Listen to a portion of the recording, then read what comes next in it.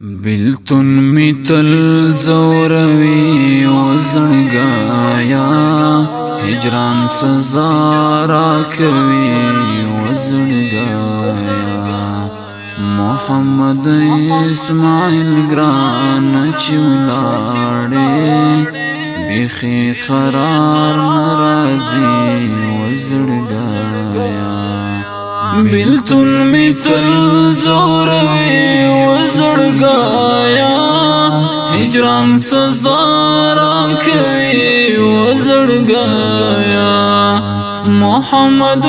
اسماعیل ګران چې ولاړې بیخي قرار ناراضي وزړګایا